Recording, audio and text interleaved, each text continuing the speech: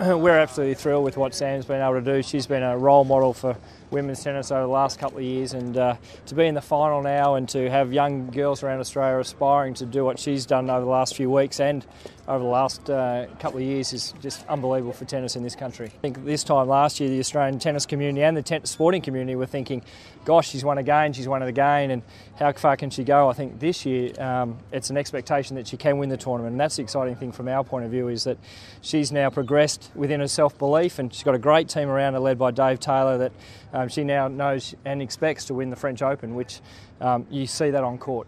I think the mental strength that she's shown is a combination of her journey with the Lyme disease and the desire to get back and fulfil what she wants to get out of tennis.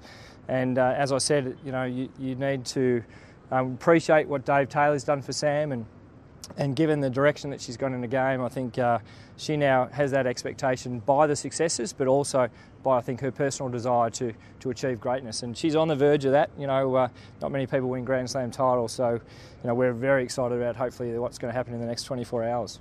Well, I think both of the finalists play quite similar in a way that the court in Paris this year has been very bouncy, very fast. They both play with a lot of spin, and subsequently they're in the final. There's one thing I think, though, is that Sam does it better than Schiavone. So I think we'll see the kick serve, which is the better part of the game of both women.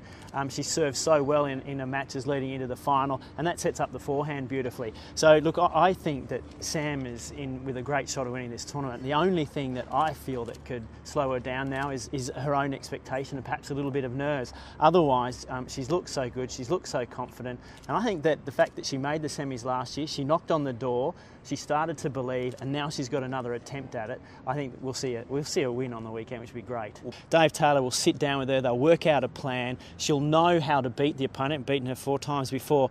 It's all about just confidence, being calm and handling the situation well.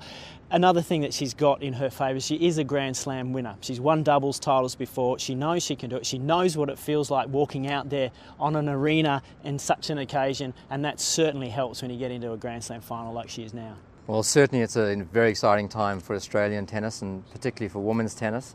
And I think everyone should remember this has been a long journey for Sam. This didn't happen overnight, and she's put in the hard work, she's had the discipline, and she's got to where she is today. And of course, in the next 48 hours or so, she's still got a big match ahead of her, and there's still a lot of work to be done. But even to this point, we've got to be very proud of her efforts and what she's accomplished. Well, certainly we're in the global sport of tennis, and played in more nations around the world. And to be a great tennis player, you've got to leave the shores of Australia.